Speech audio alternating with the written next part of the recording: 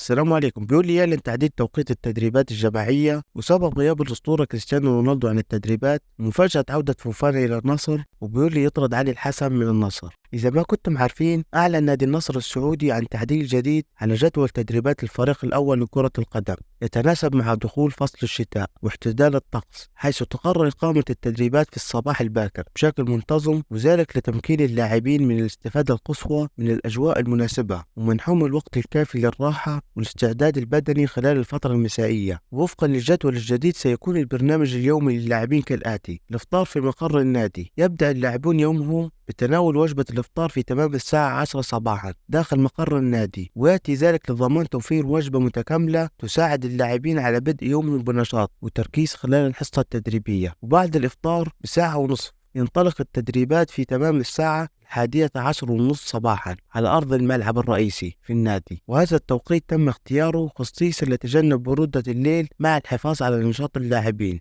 لأنه يعد توقيت منتصف النهار مثاليا للاستفادة من دفء الشمس خلال هذا الموسم. وتستمر التدريبات حوالي ساعتين يتخللها تمارين لياقية بدنية وتحفيزات تكتيكية استعدادا للمباريات المقبلة. وبعد انتهاء التدريبات يجتمع اللاعبون مرة أخرى لتناول وجبة الغداء في تمام الساعة 2 مساء، والتي تركز على توفير الاحتياجات الغذائية اللي تساعدهم على استعادة طاقتهم وتعزيز عملية الاستشفاء العضلي بعد التدريبات المكثفة. ويأتي هذا التغيير في مواعيد التدريبات كجزء من استراتيجية بلولي لتعديل نمط حياة اللاعبين خلال فصل الشتاء، مما يضمن لهم أفضل تحضير بدني وذهني ويعزز الأداء العام للفريق في المرحلة القادمة. وإذا ما كنتم عارفين، في إطار الاستعداد المكثف لنادي النصر لمباراة المرتقبة أمام نادي العين الإماراتي ضمن منافسات دوري أبطال آسيا، غاب النجم البرتغالي الأسطورة كريستيانو رونالدو عن التدريبات الجماعية للفريق يوم أمس، وذلك بناء على اتفاق وتنسيق مع الجهاز الفني بقيادة بيولي. ويأتي هذه الخطوة في سياق استراتيجية الجهاز الفني للنصر لإراحة الأسطورة كريستيانو رونالدو وتوفير الاستشفاء اللازم للاعب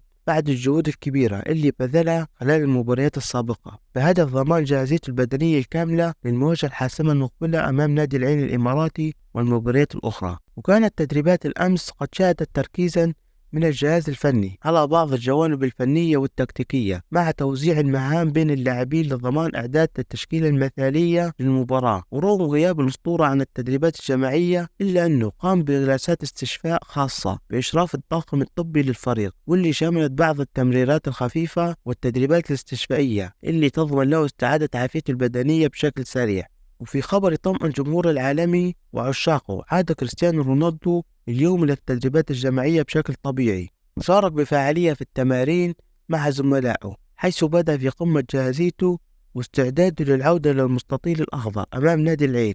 قد أظهر الأسطورة كريستيانو رونالدو روحا قتالية عالية وحماسا كبير خلال التدريبات، مما يعكس الالتزام الكبير بتحقيق النتائج الإيجابية للفريق في البطولة الآسيوية. ويأتي تواجد رونالدو في التدريبات اليوم بمثابة دفعة معنوية كبيرة للفريق وللجماهير اللي تتطلع رؤيته على أرضية الملعب في مباراة العين الإماراتي. ومن المتوقع أن يشكل عودة النجم البرتغالي دعما هائلا لهجوم النصر، خصوصا في ظل قدراته الفريدة وخبراته الواسعة في البطولات الكبرى. وإذا ما كنتم عارفين، كشفت مصادر مقربة من نادي الاتفاق السعودي أن إدارة النادي تفكر جديا في إنهاء إعارة اللاعب الإيفواري سيكو فوفانا وإعادته مرة أخرى إلى نادي النصر. وهذه الخطوة تأتي بعد تقييم الإدارة لاحتياجات الفريق والتطلعات الفنية للمدرب، مما جعلها تتجه لدراسة مستقبل اللاعب ومدى ملائمته لخطة الفريق في المرحلة المقبلة. فوفانا اللي انتقل إلى نادي الاتفاق السعودي على سبيل الإعارة قادما من نادي النصر، كان من المفترض أن يستمر في صفوف الفريق حتى نهاية الموسم، إلا أن أداؤه المتذبذب وعدم تلبية التوقعات قد يدفع النادي لإنهاء إعارته مبكرا، خصوصا مع رغبة الجهاز الفني في تعزيز خط الوسط ببدلاء أخرى قد تساهم بشكل أكبر في تطوير أداء الفريق لنادي الاتفاق خلال الموسم. وإذا قرر نادي الاتفاق الاستغناء عن خدمات فوفانا وإعادته إلى النصر، سيجد النصر نفسه في موقف صعب جدا، حيث يشكل عقد فوفانا عبئا ماليا كبير على إدارة النصر، خاصة في ظل الرواتب المرتفعة اللي يتقاضيها اللاعب والتكاليف الإضافية المرتبطة بإعادته، إضافة لاحتمالية عدم إدراجه ضمن خطط الجهاز الفني الحالي لنادي النصر اللي يعتمد على مجموعة من اللاعبين الأساسيين ويعتمد خطة استثمارية مختلفة. وعودة فوفانا المفاجأة ستضع النصر أمام تحديا كبيرا وصعبا تتعلق بكيفية التخلص من اللاعب أو إيجاد نادي آخر مستعد لتحمل رواتبه الحالية. ومع ضيق الخيارات المتاحة في منتصف الموسم سيكون النصر مطالبا باتخاذ قرار سريع وفعال، أما بيع اللاعب لنادي آخر أو حتى إعارته مرة أخرى لتخفيف الضغط المالي اللي قد يسببه وجوده في الفريق. وفي حالة عودة فوفانا بشكل رسمي سيكون أمام إدارة النصر عدة خيارات، جميعها تتطلب دراسة مالية وفنية دقيقة. والخيار الأول يتمثل في محاولة بيع اللاعب لنادي آخر حتى بمبلغ مالي قليل، ولكن هذا الخيار قد يكون صعبا في ظل التحديات المالية للأندية الأخرى وقلة العروض اللي تتناسب مع شروط النادي. أما الخيار الثاني فقد يتمثل في إعارة اللاعب مجددا لنادي آخر، وهو حل قد يكون أكثر سهولة على المدى القصير، لكن يحتاج إلى وجود عرض جاء من نادي يرغب في الاستفادة من خدمات اللاعب ومستعد لتحمل جزء من رواتبه، مع تحمل نادي النصر الجزء الآخر من رواتب اللاعب. لكن من وجهة نظري قبل كل شيء يجب محاسبة المتسبب في كل هذه المشاكل، الشخص اللي تعاقد مع فوفانا بمبلغ مالي ضخم وورط النصر في رواتبه رغم إمكانية اللاعب الأقل بكثير من مستوى نادي النصر. اكتبوا لي رأيكم في التعليقات. وإذا ما كنتم عارفين، أعلى مصدر من داخل نادي النصر السعودي توصل النادي لاتفاق نهائي مع النادي البوسني لشراء عقد اللاعب الشاب الموهبة السعودية عبد الملك الجابر، ومن المقرر أن يمثل الجابر القميص العالمي بدءا من فترة الانتقالات الشتوية المقبلة، وذلك بعد استكمال جميع إجراءات الانتقال اللازمة وتجاوز الفحص الطبي. ويأتي هذا الاتفاق بعد مفاوضات مثمرة بين الناديين، حيث أبدت إدارة النصر رغبة قوية في ضم الجابر اللي أظهر إمكانيات واعدة في مشاركته الأخيرة مع الفريق البوسني واحترافه في أوروبا. ويعد الجابر أحد أبرز المواهب الشابة السعودية في خط الوسط، ويتميز بمهاراته الفنية وقدرته على دعم الهجوم وتوزيع اللعب. وتمهد هذه الصفقة الطريق لتعزيز خط النصر ليصبح خط النصر أفضل خط في الدوري، وليصبح الجابر إضافة قوية تعزز طموحات النادي في المنافسات المقبلة. ومن المتوقع أن يصل عبد الملك الجابر إلى الرياض قريبا لإتمام الفحص الطبي الرسمي، واللي يعد خطوة أساسية قبل إكمال عملية التسجيل الرسمي للاعب.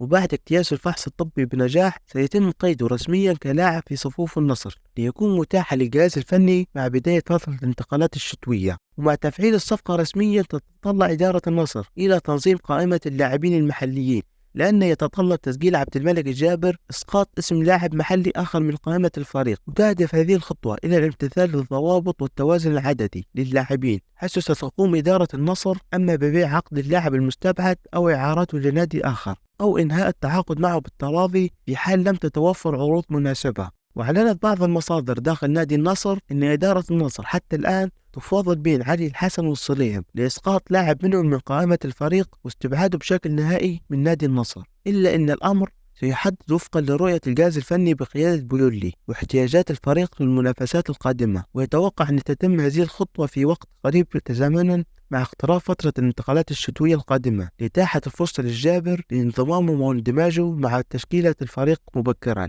وتأتي هذه الصفقة في إطار مساعي إدارة النصر لتعزيز الفريق بأفضل المواهب المحلية، خاصة مع رؤية النادي لبناء فريق قوي يتمتع بتوازن بين اللاعبين الشباب وأصحاب الخبرة. ويأمل عشاق النصر أن يقدم الجابر إضافة ملموسة للفريق، خاصة في ظل التحديات القادمة على الصعيد المحلي والأسيوي. من وجهة نظري تعد صفقة عبد الملك الجابر خطوة مهمة نحو رفع مستوى الفريق واستغلال الإمكانيات الكبيرة اللي يتمتع بها هذا اللاعب، واللي قد تجعله أحد الركائز الأساسية في تشكيلة النصر وأيضا تشكيلة المنتخب السعودي. وبس اكتبوا لي رأيكم في التعليقات، ولا تنسوا اللايك والاشتراك في القناة. في أمان الله.